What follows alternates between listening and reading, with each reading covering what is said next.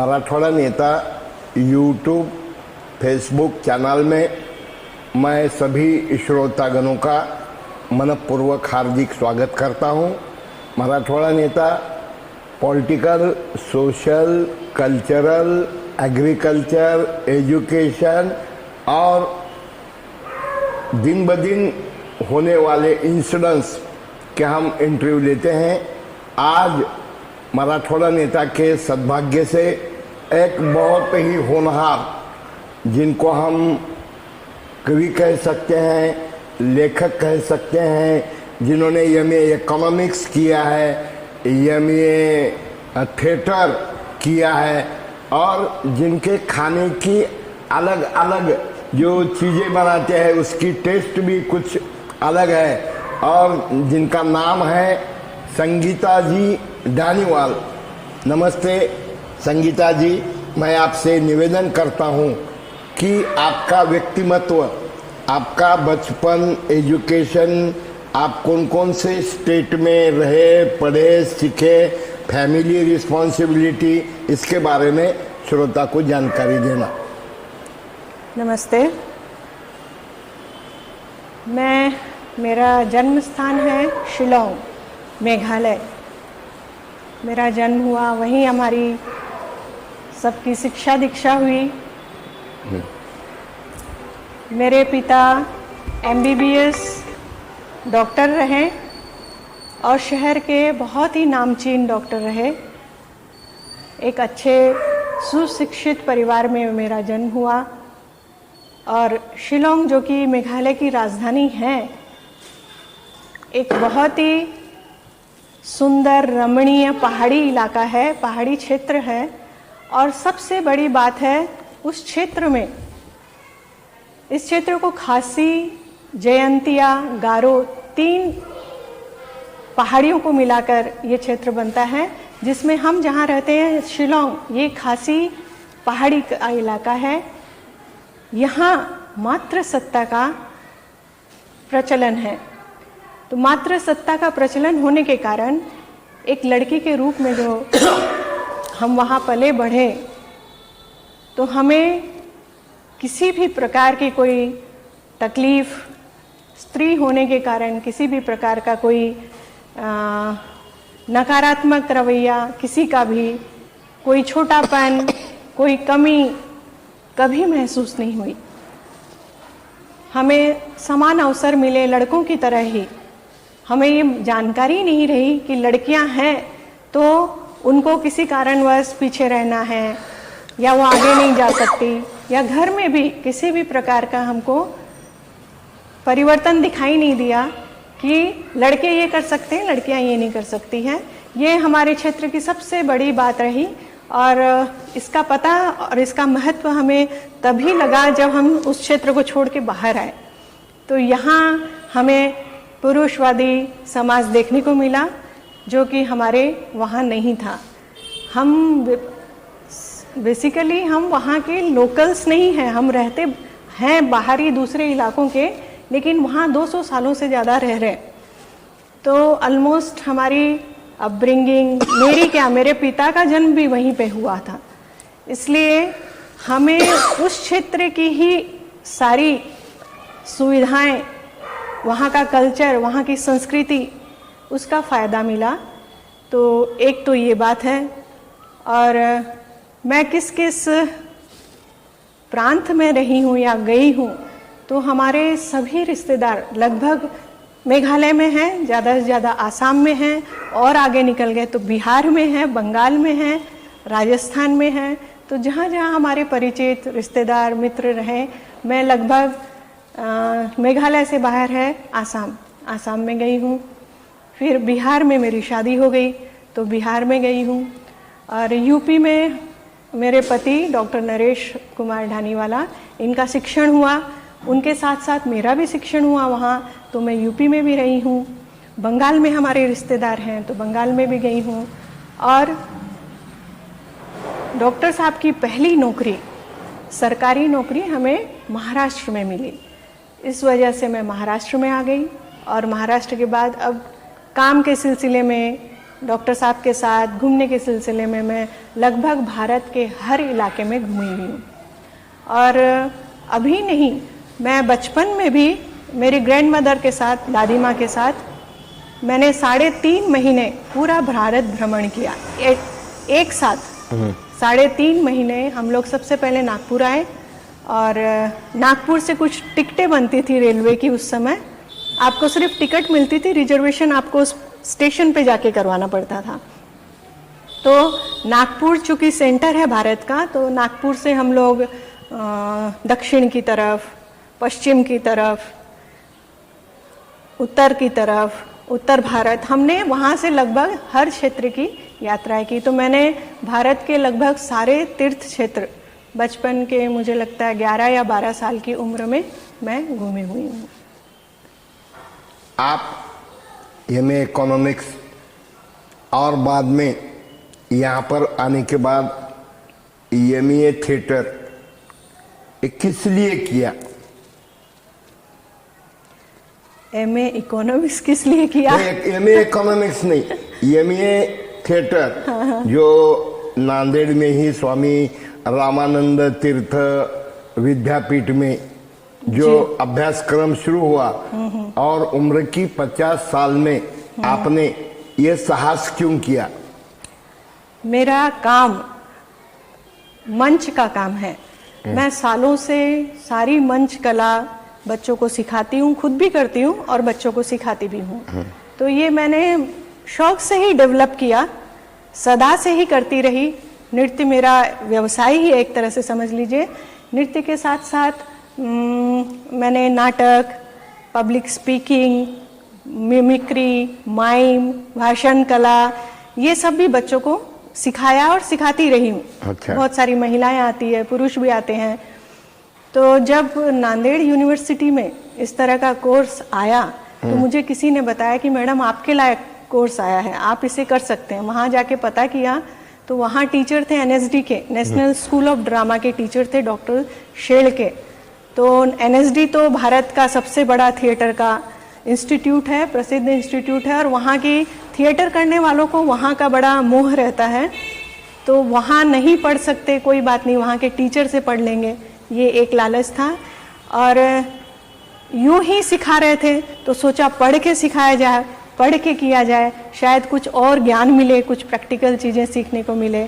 तो वहाँ ये कोर्स मैंने एडमिशन लिया, 2 साल किया और बहुत ही आनंद और अच्छा लगा। एक बार फिर छोटे छोटे बच्चों के साथ 50 साल की बूढ़ी पढ़ के आई, अच्छी से किया। और समस्या ये थी कि वहाँ पढ़ाई मराठी में होती थी, पुस्तकें मराठी में उपलब्ध थी। तो मेरे लिए समस्या ये थी, मैं मराठी बोल लेती हूँ, समझ लेती हूँ, लेकिन पढ़ना और एग्ज़ाम देना, तो पहले साल में मुझे यूं लगा कि मैंने ये कहाँ मैंने अपने पैर फंसा दिए। लेकिन चूंकि अब घुस गए थे तो चैलेंज के रूप में लिया, थोड़ी सी मेहनत की, पढ़ाई की, और पहले ही साल मुझे अपनी क्लास में मैं 3rd आई। अच्छा।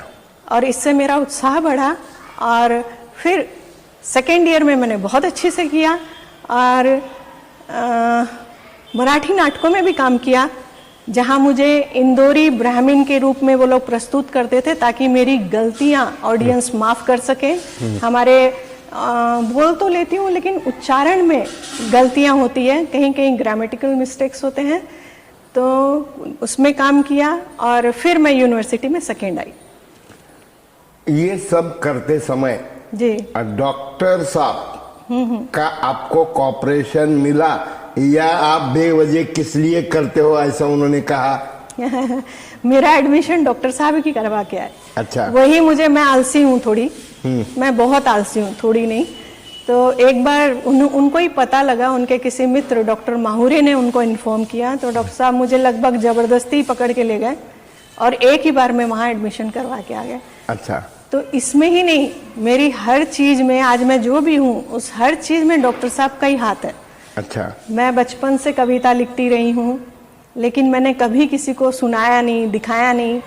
शादी होने के बाद डॉक्टर साहब ने जब देखा तो उन्होंने ही वो पर्चियाँ इकट्ठा करके रखी, छपाने के लिए भेजते थे। वो आज भी मेरे पीछे रहते हैं कि आप छपाओ, लिखो। और हर चीज में उनके ही प्रोत्साहन से मैं आगे बढ़ी हूँ। मेरे लिए तो शायद झिझक, पता नहीं किस चीज़ की झिझक थी, हर तरह के काम में, चाहे वो नृत्य का हो चाहे क्लासेस का हो, उनका सहयोग हमेशा ही रहा। और डॉक्टर साहब भी नहीं, मेरे बच्चे भी इसमें हमेशा वो प्राउड फील करते हैं और सहयोग देते हैं मेरे को।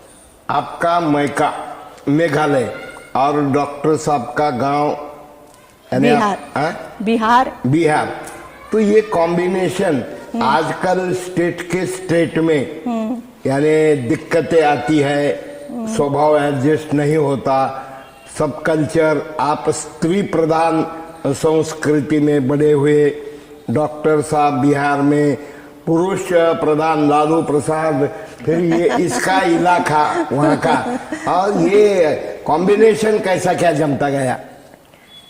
बेसिकली न प्रांत की बात होती है, न जाति की बात होती है, न समाज की बात होती है, बात होती है इंसान की। इंसान का स्वभाव कैसा है, उसका रहन सहन कैसा है। स्वभाव अच्छा है तो वो चाहे कोई भी हो, अमीर हो गरीब हो, हिंदू हो मुसलमान हो। जैसे निदा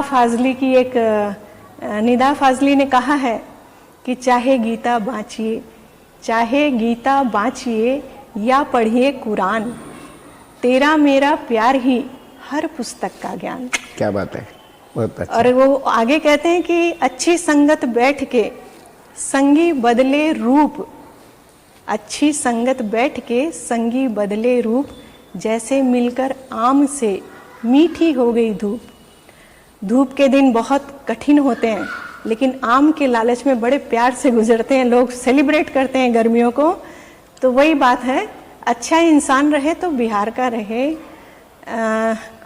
कर्नाटक का रहे, यूपी का रहे, कहीं का भी रहे, महाराष्ट्र का रहे, दो आदमी कभी भी कहीं भी साथ में रह सकते हैं, तो हमें कोई दिक्कत नहीं आई। Drama, dance, music, one act play, ये आप कैसा कैसा इम्प्रूव करते गए? मैं स्कूली जीवन से ही, कॉलेज के दिनों में हमारे घर में बड़ा सांस्कृतिक माहौल है। घर में कलाकार हैं सारे लोग। मेरे पिताजी बहुत अच्छा गाते थे, अच्छे चित्रकार थे, पेंटिंग। हमारे घर में जो लक्ष्मी पूजन होता है, वो उन्हीं की बनाई हुई लक्ष्मी की पेंटिंग की पूजा की जाती है। भाई बहन सब चित्रकारी करते हैं, गाते भी हैं। मेरे दादा थे, सितार बजाते थे। अच्छा। और हारमोनियम बजाते थे और बहुत अच्छा गाते थे। वो हमारे घरों में महफिलें बैठती थी। अच्छा। वहाँ बंगाली बहुत रहते हैं। तो बंगालियों की संस्कृति में तो गायन बहुत ही बड़ा महत्व रखता है। तो बंगालियों के साथ, बड़े बड़े गायकों के साथ मेरे दादा घर पे महफिलें रखते थे। तो हम बचपन से ही सुनते आ रहे थे, तो गीत संगीत हमारी रगों में रमा हुआ ही था। अच्छा। और स्कूलों में मेरी उस जमाने में, जबकि नृत्य को अच्छा नहीं समझा जाता था, मेरी माँ मुझे शहर से बाहर कुछ महीने, 2 महीनों की छुट्टियों में कथक नृत्य सीखने भेजती थी। अच्छा। मेरी छोटी बहन ने भी भरतनाट्यम सीखा है। अच्छा। तो घर में माहौल खुलेपन का था, कभी कोई दिक्कत नहीं आई। शादी के बाद चूंकि डॉक्टर साहब का पहला जॉब ही मेडिकल कॉलेज का था, तो मुझे मंच आसानी से उपलब्ध होते गए। मेडिकल कॉलेज में 2 गैदरिंग्स होती है।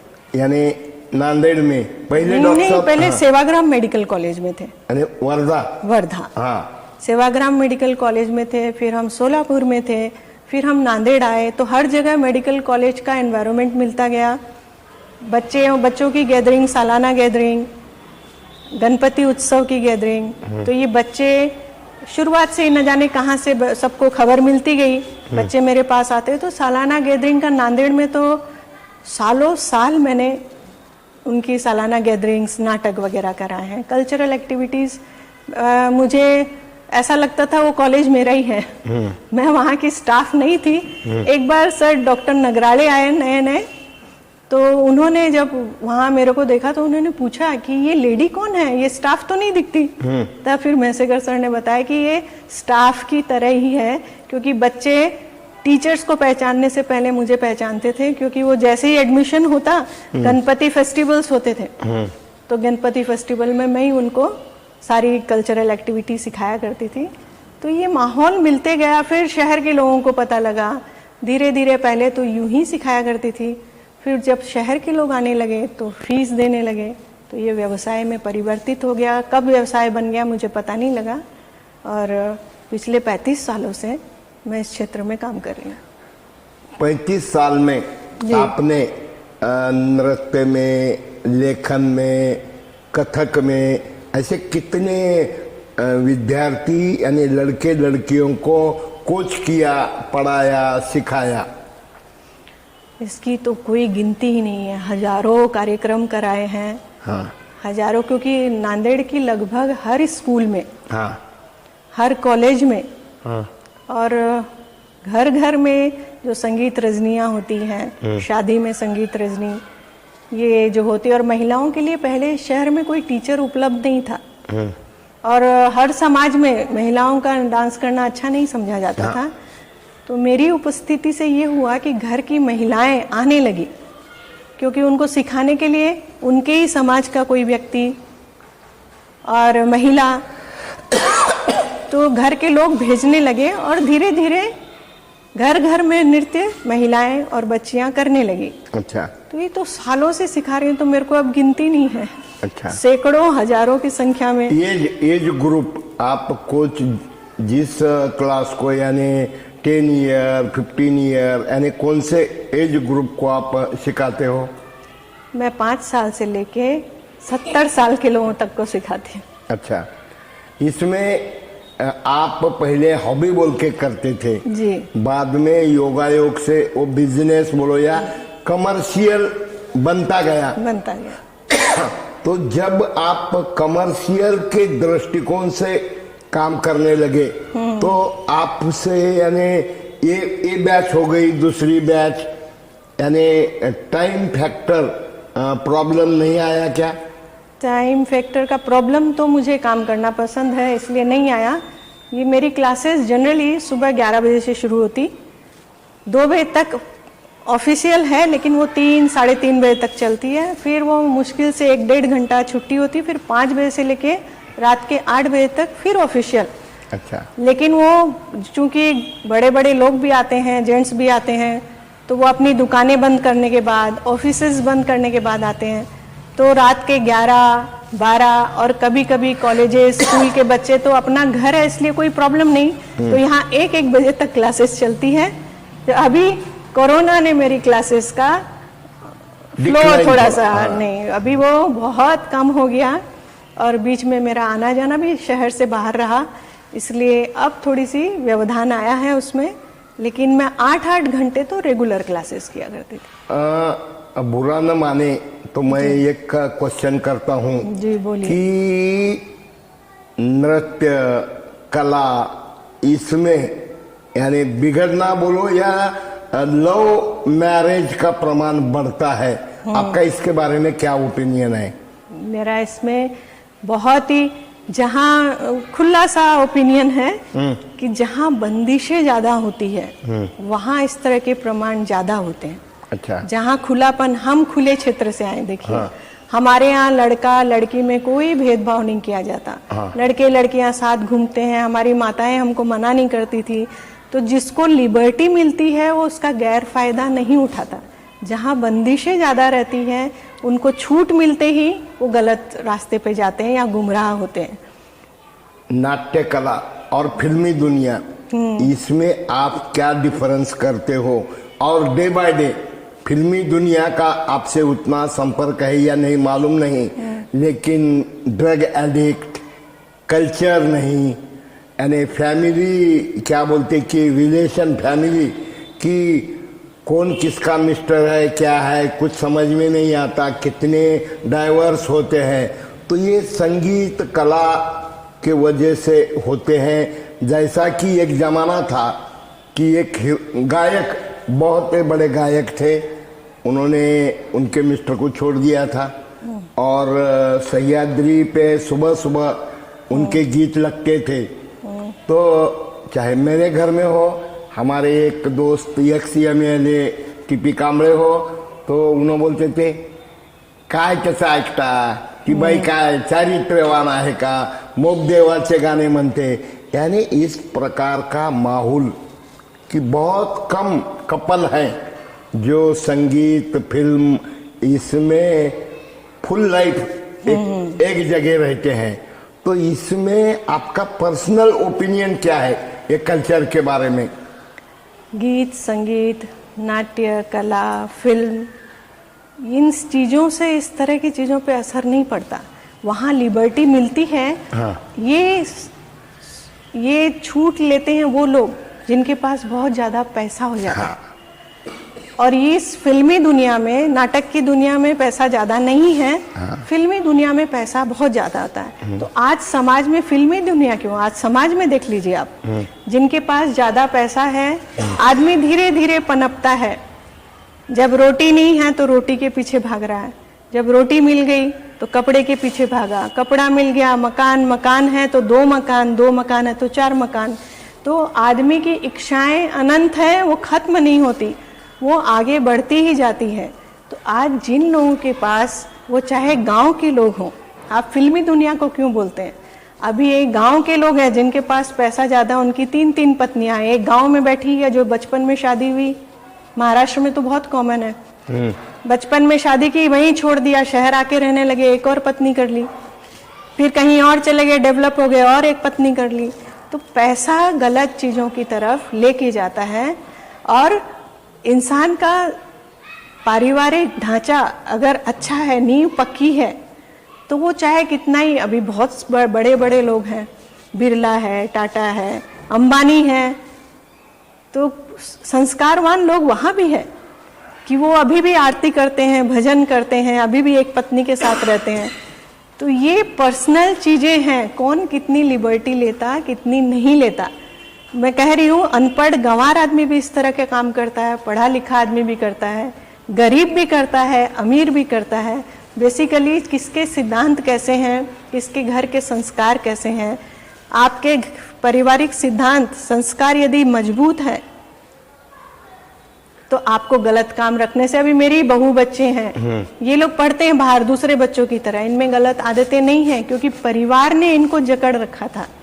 वो अपने माता, हम ही थे, हमको बहुत लिबर्टी थी हमारे जमाने में, हम कहीं भी जा सकते थे, हमें लिबर्टी थी, हम रात को 12 बजे भी आए, हमें कोई रोक टोक नहीं थी, लेकिन हमें पता था हमें क्या करना चाहिए और क्या नहीं करना चाहिए। उस समय, उस जमाने में भी लड़कियां घर से भागती थी। अच्छा। हाँ हमारे महाराष्ट्र में जी, पुरुष प्रधान संस्कृति ज्यादा है। आपको इसके बारे में क्या लगता है कि आप स्त्री प्रधान संस्कृति में से बड़े हुए, और उसी को लगकर मैं बहुत संत महंतों को मिलता हूँ, और if character loss all is loss जैसा बोलते हैं। तो मैं एक महाराज जी से मिला और उनको ये सवाल किया कि how can tackle the problem. उन्होंने एक कविता 4 पंक्तियों में कही, स्त्रीशी होता समदृष्टी, स्त्रीशी होता समदृष्टी, सहज चित्त पालटी, स्त्रीशी होता संभाषण, पालटे बुद्धि आणि मन। इसके बारे में आपका क्या कहना है? देखिए, ये जो पुरुषवादी समाज है वो आज नहीं बना, सालों से जो भी समाज बना है वो सैकड़ों हजारों सालों से बना हुआ है। तो ये परिवर्तन पहले से तो आया, आप देख रहे हैं। पहले ऐसे स्त्री और पुरुष ऐसे नहीं बैठते थे, कोई पुरुष किसी स्त्री का ऐसे इंटरव्यू नहीं लेता था। तो परिवर्तन, स्त्री अलग नहीं है, ये समाज का ढांचा बनाई इसीलिए है ताकि एक सुविधाजनक जीवन सुचारू रूप से चलता रहे।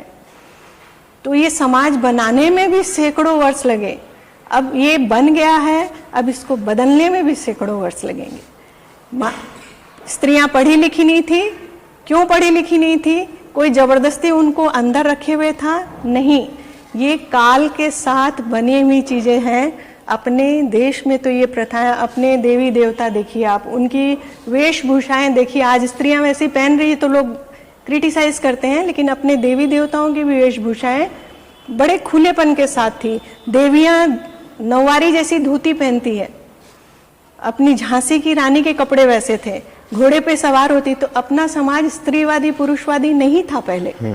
समान अधिकार थे, समान ढंग से पालन पोषण होता था। स्त्रियां भी तलवार चलाना सीखती थी, लाठी चलाना सीखती थी, राजकाज संभालती थी। सामान्य स्त्रियां भी खेतों में काम करती थी। अपने समाज में, अपने देश में जो इतना परिवर्तन आया स्त्री को दबाने का, उसके पीछे कारण है बाहरी हमलावर। जो हमारे देश में बाहर से हमलावर आए, मुगल आए, पठान आए, अंग्रेज आए, तो मुगलों के समय पे जो सैनिक युद्ध के दौरान महिलाओं को खेतों में काम करते हुए देखते थे, उठा के ले जाते थे। स्त्रियों पर भी अत्याचार उनके द्वारा किया जाने लगा। इसलिए घूंघट प्रथा, पहले घूंघट प्रथा नहीं थी। घूंघट की प्रथा, भाई सुंदर स्त्री दिखी तो अत्याचार होगा, इसके डर से समाज में घूंघट प्रथा आई। फिर उनसे ही डर कर कि बाहर यदि दिखी तो कोई अत्याचार करेगा, उनसे ही डर कर उनको घर में बंद रखा जाने लगा। और उनको घर में बंद रखा जाने लगा तो घर के काम स्त्रियों के हिस्से आ गए। जो घर में रहेगा वही घर के काम करेगा। तो घर के काम, ये बेसिकली बाहर से आने वाले हमलावरों के कारण अपने समाज की स्थिति इस तरह से बनी कि स्त्रियां घर में रहेंगी और पुरुष ने दबाया नहीं, पुरुष ने तो सुरक्षा की दृष्टि से स्त्रियों को अंदर किया। अच्छा। लेकिन कालांतर में वो रूढ़ी बन जाती है। किसी भी बात का पहले हमें कारण नहीं मालूम होता। जब सालों तक कोई एक प्रथा चलती रहती है तो वो रूढ़ी बन जाती है। फिर उसको आदमी तोड़ता नहीं है। वो एक कंफर्टेबल, एक आरामदायक स्थिति से बाहर निकलना, उसको बदलना जनरली लोगों को अच्छा नहीं लगता। अब एक सुविधा बन गई कि स्त्रियां घर में रह रही, पुरुष बाहर काम कर रहा है। अब स्त्रियों ने जब वापस बाहर आने की मांग की, तब वो एक पावरफुल स्थिति मिल गई ना। एक काम का एक ढांचा बन गया। घर में भी एक व्यवस्था होती है। यदि माँ कुछ संभालती है, पिता कुछ संभालता है, तो जब परिवर्तन की स्थिति आती है तो घर में वाद विवाद होता है, क्योंकि वो एक कंफर्टेबल रास्ते पे जा रहे थे, अब उसको वापस बदलो। तो वो बदलने का स्थिति, तो अब ये परिवर्तन जब स्त्रियां खुद मांग करके या किसी के समझ में आया, समाज के जरूरत के कारण स्त्री बाहर निकल रही है। लेकिन मुझे लगता है स्त्री और पुरुष में कोई भेद नहीं है। स्त्रियां पहले भी सक्षम थी, आज भी सक्षम है, और कोई किसी पे अत्याचार नहीं कर रहा। ये जो निर्बुद्धि लोग होते हैं, जिन्होंने रूढ़ी की तरह से इन परंपराओं को अपने गले में जकड़ लिया है, वो इस चीजों को मान्य नहीं करते हैं। कालांतर में धीरे धीरे समय के साथ स्त्री और पुरुष, शायद समाज फिर से वैसा हो जाएगा जैसे सालों पहले, हजारों सालों पहले था। आप सोशल कल्चरल उसी प्रकार मेघालय में भी आप रहे हो, महाराष्ट्र में भी आप रहे हो। अनएम्प्लॉयमेंट इतने बड़े पैमाने पर बढ़ने पर अगर मिसेस भी सर्विस करेगी, मिस्टर भी सर्विस करेगा, तो वो मशीन नहीं है। वो एक उनको रेस्ट, प्यार, रिलैक्सेशन बहुत जरूरी होता है। समझो मैं कोई ऑफिस में सर्विस को हूँ, मेरी मिसेस कोई ऑफिस में है, तो घर में आने के बाद थकान के कारण जो यानी मिस्टर ने मिसेस के लिए और मिसेस ने मिस्टर के लिए यानी थकान के कारण समय नहीं दे सकते, बात नहीं कर सकते, और अवड़ी निवड़ी जिसको बोलते हैं ना, आपको क्या चॉइस है, मेरी क्या चॉइस है, समय नहीं है। ऑफिस में जाने का, आने का टेंशन रहता है। कभी इनका बॉस गरम होता है, कभी उनका बॉस गरम होता है। डॉक्टर है तो उनको उनके पेशेंट का टेंशन रहता है। तो इसके वजह से भारत देश में बड़े पैमाने पर अनएम्प्लॉयमेंट रहने के बाद पुरुष या स्त्री दोनों में से एक ने ही सर्विस में रहना चाहिए। एक ने घर संभालना, पुरुष को संभालने लगाओ या महिला को संभालने लगाओ, लेकिन दोनों भी अगर घर के बाहर रहेंगे, who control the house, children, फिर हम क्या करेंगे, हम यानी किधर तो भी जाएंगे और वो छोटे छोटे बच्चे कहा तो भी दाई के पास छोड़ेंगे, उस पर संस्कार कैसे होंगे? क्वेश्चन थोड़ा डिटेल है। नहीं, ये बहुत बड़ी समस्या है भाई साहब। हाँ। ये बहुत बड़ी समस्या है, क्योंकि अब स्त्रियों के मन में कुछ इच्छाएं जाग गई है। हाँ। अब पढ़ ली लिख ली तो उनको भी लगता है कि हम पढ़े लिखे हैं तो हमको बाहर काम करना चाहिए, और करना भी चाहिए, अगर उनकी इच्छा है तो उनको पूरी करनी चाहिए, लेकिन इसको बैलेंस करना। अब अचानक से जब आप किसी चीज का परिवर्तन अचानक से करते हैं तो उसको संभालना मुश्किल होता है। एक होता है धीरे धीरे थोड़ा थोड़ा करके परिवर्तन, तो अब उतना पेशेंस बच्चों में नहीं है, समाज के पास भी नहीं है, तो पेशेंस नहीं होने के कारण अचानक से सब कुछ छोड़ के स्त्री बाहर जा रही है। हाँ। अब और चूंकि बाहर जा रही है तो उनका मानना है कि जिस तरह से मैं आई, जैसे तुम काम कर रहे हो, तुम थके तो मैं भी थकी, तो दोनों मिल के काम करो। लड़कों को माँ बाप ने सिखाया नहीं काम करना, तो लड़के काम करेंगे नहीं। अब उसको अचानक से शादी होती एक दिन में काम करना नहीं आएगा, उसको सालों से आदत नहीं थी, तो अब लड़कों में भी परिवर्तन आने लगा है। लड़के घर का काम करने लगे आजकल, पत्नियां भी करती हैं, पति भी करते हैं, पति बच्चे भी संभालते हैं, स्त्रियां भी संभालती हैं। अब जो लोग अकेले रह रहे हैं, जिनके पति पत्नी अकेले हैं और परिवार है, वो चाहे मन करे न करे उनको संभालना ही पड़ता है। और मजबूरी में बाहर दाइयों के पास बच्चे छोड़ना, बोले तो ऐसी स्थिति में आज बच्चे पैदा करने के लिए ही तैयार नहीं है। आजकल नई पीढ़ी शायद इसी जिम्मेदारी से डर के वो बच्चे नहीं पैदा करना चाहती। हाँ। तो और डाइवर्स होते हैं। हाँ। आपस में इन्हीं सब बातों को लेके डाइवर्स होते हैं।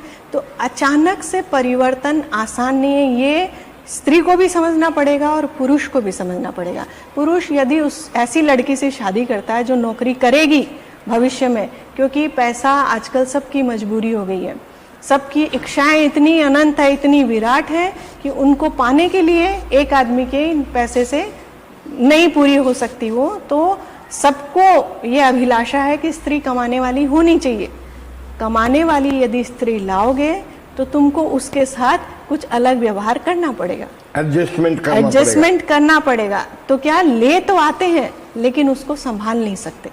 तो अब स्त्री का शरीर वैसे ही नाजुक होता है, दिखती नाजुक है लेकिन ताकत भी रखती है बेचारी, बाहर का भी करती है और खाना भी खाती है। तो बहुत बार ऐसा देखते हैं, मैंने देखे हैं, कई डॉक्टर जोड़े देखे हैं हमारे साथ, कि उस पति को पति सर्जन है, पत्नी एनेस्थेटिस्ट है। तो जब डॉक्टर सर्जरी करता है तो एनेस्थेटिस्ट पहले जाता है और एनेस्थेटिस्ट बाद में आता है। वो सर्जन सर्जरी के लिए बाद में जाता है और पहले आ जाता है। तो पति घर में आ जाता था, उसको खाना बनाना आता था, लेकिन वो कुर्सी पे पैर रख के बैठा रहता था। वो पकवान बनाता था लेकिन रोज का खाना वो पत्नी ही आके बनाती थी। तो मैं उसको बोला करती थी, आप बना लिया कीजिए ना, सब्जी काट के रखे कम से कम। तो वो नहीं, वो ही आके बनाएंगी। और जब कुछ स्पेशल खाना होता था तो वो पति खाना बनाता था। तो वो पुरुषवादी दिमाग में बैठा हुआ है, तो वो तोड़ने के लिए धीरे धीरे परिवर्तन करना पड़ेगा। आज वो नहीं बना रहा, भविष्य में उसका बच्चा बना लेगा। डे बाय डे हम फॉरेन यानी पढ़ाई कर कर फॉरेन जा रहे हैं हमारे लड़के लड़कियां, और इधर माँ बाप एक तो पैसे वाले होंगे तो सर्वेंट रखकर काम कर लेंगे, नहीं तो वृद्धाश्रम में जाना पड़ेगा। आप कहेंगे कि क्या होता है। और सबसे अहम बात कि कभी कभी सुनने में मिलता है, एक्स आदमी एक्सपायर हो गया तो उसका बेटा कहता है कि अंत्यविधि का कितना खर्चा होता है, आप बोलिए, हम उतना पेड कर देंगे, RTGS कर देंगे। यानी हम किस तरफ जा रहे हैं। यानी ना मैं स्त्री संस्कृति का या स्त्री प्रधान संस्कृति का विरोधक हूँ, ना पुरुष प्रधान संस्कृति का विरोधक हूँ, लेकिन देश का जो मेन प्रॉब्लम है अनएम्प्लॉयमेंट, आज यानी बड़े बड़े पोस्ट ग्रेजुएट लड़के भी प्यून के नौकरी के लिए एप्लीकेशन करते हैं, और जिस प्रकार जेंट्स का है उसी प्रकार लेडीज का है। कल्चर बहुत बदलते जा रहा है। आपका इसके बारे में सुझाव क्या है? अभी तो पूरा समाज ही बदल रहा है। पुरुष स्त्री के सवाल नहीं है, पूरा समाज बदल रहा है। पूरा समाज बदल रहा, हर तरह से हर पेशे के लोग बदल रहे, डॉक्टर बदल रहे, नेता बदल रहे, बच्चे बदल रहे, बीवियां बदल रही, बेटियां बदल रही, तो पूरा समाज बदल रहा। हम किसी की तरफ भी अंगुली नहीं उठा सकते और इसको हम रोक भी नहीं सकते। अनएम्प्लॉयमेंट तो जनसंख्या का सवाल हो गया कि जनसंख्या इतनी है, काम भी बहुत है, उसके बावजूद भी हम उसे पूरा नहीं कर पा रहे।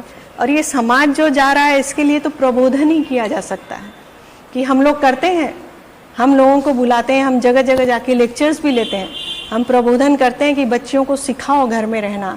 और बाहर जाने की बात है, मैंने कहा ना, जरूरत से ज़्यादा भौतिकतावाद, हाँ, भौतिकवादिता के कारण सबको सुख चाहिए, पैसा चाहिए, ऐशो आराम की जिंदगी चाहिए। अब भावनाएं पीछे की तरफ चली गई, जिम्मेदारियां पीछे की तरफ चली गई। अब सिर्फ स्वार्थ, बोले तो स्वार्थ भी क्या कहेंगे, लोगों को अपना सुख होना, अपना सुख होना, सुविधाएं होना, ज़्यादा से ज़्यादा पैसा, गाड़ी, बंगला। अब इसके बीच में जो भी व्यवधान आते हैं वो सब दरकिनार करके लोग आगे बढ़ रहे हैं। तो ये मानसिकता भौतिकतावादिता के कारण, बाजारवाद के कारण आई है। बाजार से सामान मिलता है, आप यूं कह सकते हैं कि बाजार, माँ बाप के बदले बाजार से कुछ सुख सुविधा का सामान भी उठा सकते हैं। पहले माँ के हाथ का खाना सोचते थे कि बच्चे माँ के हाथ का खाना, अब बाजार से वो भी उपलब्ध है। तो भावनाएं पीछे चली गई हैं, भौतिक सुख के पीछे सारा समाज भाग रहा है। तो ये दिन आना ही है और इसमें लोग जाएंगे आगे तक, जाएंगे, इसको हम और आप नहीं रोक सकते। ये आगे तक जाएंगे, भटकेंगे, घिरेंगे, उसकी बुराइयां झेलेंगे, उसका जो भी उसका बुरा असर है उसको झेलेंगे, फिर परिवर्तन होगा, फिर वो परिवार की तरफ आएंगे, फिर धीरे धीरे। तो परिवर्तन समाज का हिस्सा है, संसार में परिवर्तन होता ही रहता। पल पल बदले रंग जो उसे कहे संसार, पल पल बदले रंग जो उसे कहे संसार, कुछ भी नहीं टिकता यहाँ, न नफरत न प्यार। तो यहाँ कुछ भी परमानेंट नहीं है। अब व्यक्ति सिर्फ खुद के लिए सोचने लगा, अपना संसार इतना बड़ा हो गया है कि अब इन छोटी छोटी बातों की तरफ, पहले हमारी दुनिया बहुत छोटी हुआ करती थी, हम एक शहर से बाहर ही नहीं जाते थे, हम अपने परिवार के अलावा किसी को अगर जानते थे तो हमारे रिश्तेदार, हमारे मित्र, बस इतनी सी हमारी दुनिया थी। अब हम कहाँ कहाँ तक देखते हैं, इतनी दूर तक। और हम और आप क्या, आज मोबाइल फोन के जरिए वो व्यक्ति भी देखता है जिसे खाने के रोटी भी नहीं मिल रही। करेक्ट है। तो उसकी आकांक्षा, उसकी अभिलाषाएं भी उतनी ही बड़ी जितनी आपकी है, उसको भी वो सब चाहिए जो आपको चाहिए। तो अब वो क्या करेगा, आप तो कमा रहे हैं, वो क्या करेगा, वो लूटेगा, वो चोरी करेगा, वो डाका डालेगा, वो मर्डर करेगा, वो समाज से रुष्ट होगा, वो समाज के विरुद्ध काम करेगा, क्योंकि उसे वो चीजें नहीं मिल रही है जो आपको मिल रही है। तो सपने मिल गए लोगों को, पहले सपने नहीं होते थे। तो ये जो ग्लोबलाइजेशन है, इसके अगर फायदे हैं तो समाज के लिए बहुत सारे नुकसान भी इसने पैदा किए। एक 2 दिन पहले मैंने मेरे सर का इंटरव्यू लिया। वो जब मुझे कॉलेज में था तो हिंदी पढ़ाते थे। उन्होंने भारत पाक फाड़नी इस सब्जेक्ट पे पीएचडी किया। बहुत ही गरीबी दारिद्र्य में से उन्होंने पढ़ाई की। भारत देश में करीब करीब सभी स्टेट में उन्होंने हिंदू मुस्लिम ऐक्य पे लेक्चरर दिए। फिर वैसे वो समाजवादी विचारधारा के थे। उनका कहना ऐसा पड़ा, यानी उन्होंने ऐसा मत व्यक्त किया कि आज जिस ढंग से राजनीति का इन्फ्लुएंस बढ़ता जा रहा है, पीएम होम मिनिस्टर नहीं बल्कि उनके जो नीचे के लोग हैं जो प्रेशराइज कर रहे हैं, अगर ऐसा ही चलता गया तो भारत का श्रीलंका होने को, सिलोन होने को देर नहीं लगेगा। आपका इसके बारे में क्या कहना है? इसके बारे में देखिए, उन्होंने जो भी बोला है बहुत स्टडी करके बोला होगा, वो तो समाजवाद के ऊपर विचारक हैं, तो उन्होंने बिल्कुल सही कहा है। अभी जिस तरह से हम राजनीति को देख रहे हैं, अरबों खरबों वो ईडी की जो रेड्स पड़ रही हैं, इतने लोगों के पास खाने को रोटी नहीं है और एक व्यक्ति के पास से इतने, और ये तो एक हिस्सा निकला है, 100 में से 1 हिस्सा निकला, और कितना। तो जब देश की ऐसी हालत है, लोगों के पास एम्प्लॉयमेंट नहीं है, और कोरोना ने तो सारे संसार की कमर तोड़ दी। कोरोना के कारण तो बहुत घर घर जाके देखिए, आपको सफ़ेद पोश लोग दिखेंगे, जो ऊपर से दिख रहा है सब ठीक, लेकिन अंदर से टूटे हुए हैं, व्यवसाय खत्म हो गए। तो ऐसी हालत में जब धन संपदा इस तरह से बटोरी जा रही है राजनेताओं के द्वारा, तो देश की हालत तो होनी होनी है। श्रीलंका बनने में कोई देर नहीं लगने वाली है, बिल्कुल होनी है। भौतिक, वैज्ञानिक, धार्मिक, आध्यात्मिक और कौटुंबिक स्तर पर आज का चित्र देखते हुए आप घर घर पहुंचे हैं, यानी नांदेड़ शहर में हो, वर्धा में हो, यानी यू नो वेरी वेल गायक, यानी फिल्म सिटी में काम करने वाले, डॉक्टर्स। तो आपका आने वाले दिनों में यूथ, मदर, फादर, स्टूडेंट को क्या कहना है? अभी बच्चे लेकर आते हैं मेरे पास, मैं काउंसलिंग भी करती हूँ, तो मेरे पास पेरेंट्स बच्चे लेकर आते हैं, तो मैं हमेशा बोलती हूँ बच्चों को हटा दो, काउंसलिंग की आपको आवश्यकता है। क्योंकि आज जो खामियां बच्चों में आ रही है वो बच्चों की गलती से नहीं है, वो माता पिता की परवरिश के कारण। माता पिता ही कम पढ़ रहे हैं। किसी ज़माने में उनके पास कोई कमी थी जीवन में, उस कमी को वो आज बच्चों के माध्यम से पूरा करते हैं। कई माताएं कहती हैं कि हमारे पास जब हम छोटे थे तो 2 ही कपड़े थे, तो वो आज बच्चों के पास 2-2, 4-4 अलमारियां भर के कपड़े देती है। वो भौतिक चीज़ों से अपने बच्चों का पेट भर रही हैं। जो चीज़ उनको नहीं मिली, पेरेंट्स भी वही, पिता भी वही करते हैं कि समय नहीं दे सकते, इसलिए भौतिक साधनों से उनका मुंह बंद रखते हैं। तो गलती बच्चों की नहीं है। आने वाली पीढ़ी 2 तरह की पीढ़ी है।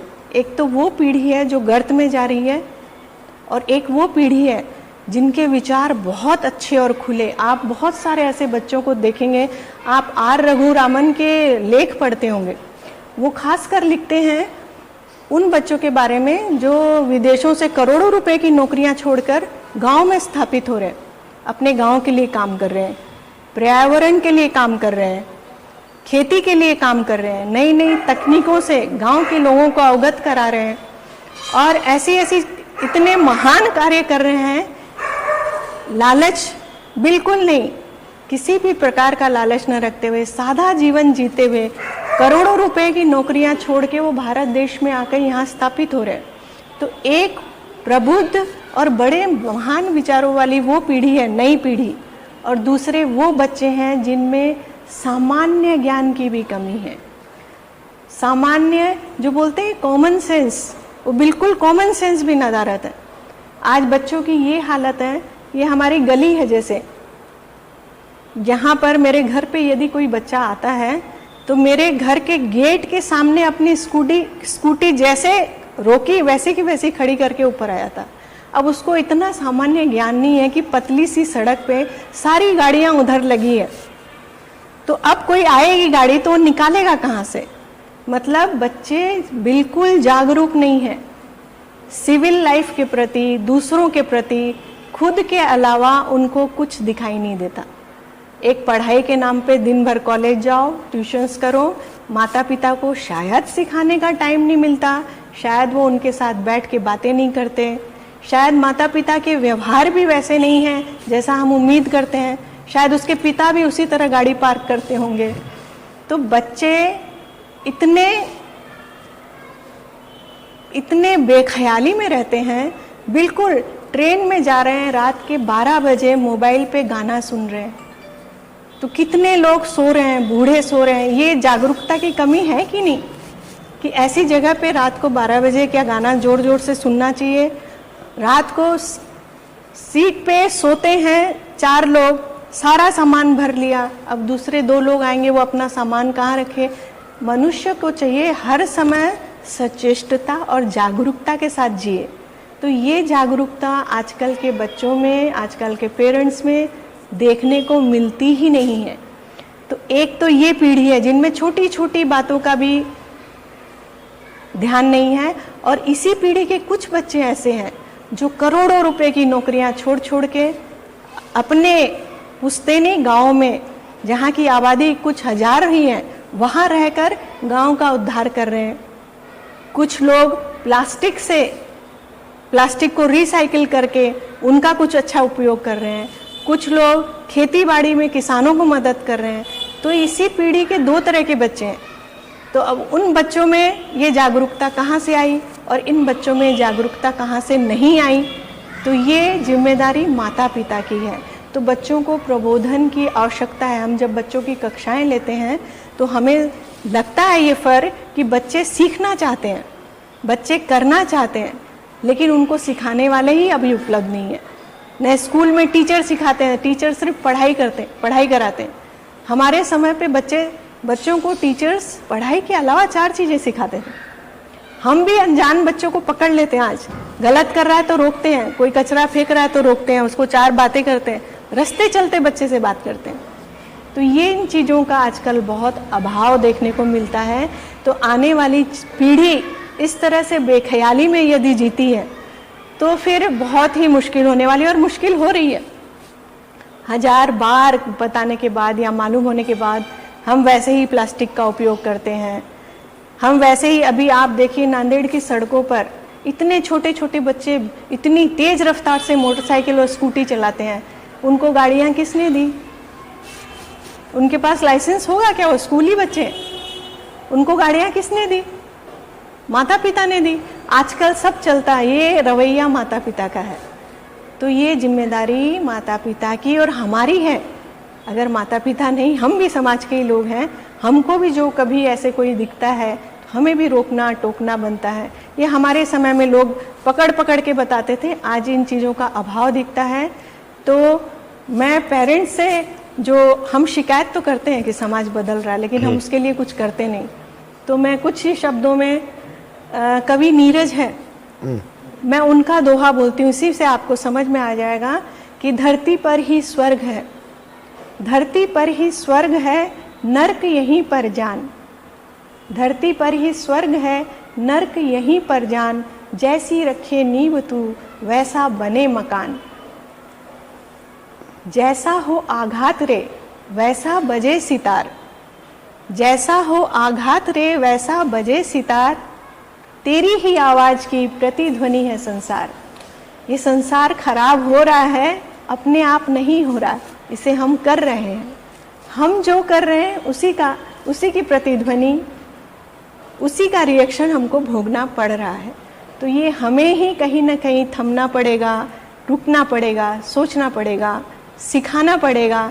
आने वाले बच्चे बहुत होशियार हैं, वो हमारी पीढ़ियों से 100 गुना ज़्यादा स्मार्ट और तेज है, लेकिन उनके लिए हम वक्त निकाल पा रहे हैं कि नहीं पा रहे, हम उन्हें सिखा पा रहे हैं कि नहीं पा रहे, ये जिम्मेदारी हमारी है। अगर ये कोशिश करेंगे, अपने अपने लेवल पर हम सब करेंगे, तो ज़रूर समाज बदलेगा। धीरे धीरे होगा, लेकिन बदलेगा ज़रूर। क्योंकि जो पीढ़ी अच्छे काम कर रही है वो भी तो एक तरह का उदाहरण है इन बच्चों के लिए। बदलेगा, ज़रूर बदलेगा, मैं आशावादी हूँ, ज़रूर बदलेगा। बहुत बहुत धन्यवाद। मनुष्य के जीवन में संगीत का बहुत ही अहम महत्व है। यानी हमारे बचपन में भूपाली वगैरह सुबह सुनते थे, और मेरे सद्भाग्य से मैं जो मीडिया सेक्टर में हूँ, डॉक्टर करुणा गुणवंतराव पाटिल हंगरगेकर, इनके वजह से आपकी मेरी पहचान हुई। आप यानी बैलेंस्ड पर्सनालिटी हो, उसी के साथ ही साथ आपके बेटे बहू डॉक्टर है, दूसरे बहू डॉक्टर है, पत्रकार है, और इतना होने पर भी आप डाउन टू अर्थ है। और मैं सभी श्रोता को रिक्वेस्ट करता हूँ कि ये इंटरव्यू आप सुने, समझे, सह कुटुंब सह परिवार ये सुने, ज़्यादा से ज़्यादा शेयर करें, फॉरवर्ड करें। धन्यवाद दीदी। मैं आखिर में आपके लिए, दोनों के लिए कुछ कहूँगी कि वो सूरज के साथ रहकर भी, आपने डाउन टू अर्थ बोला ना, तो ख्याल आया कि वो सूरज के साथ रहकर भी भूले नहीं अदब, वो सूरज के साथ रहकर भी भूले नहीं अदब, लोग जुगनू का साथ पाकर भी मगरूर हो गए। क्या बात है। बहुत बहुत धन्यवाद। धन्यवाद। आपका बहुत बहुत धन्यवाद।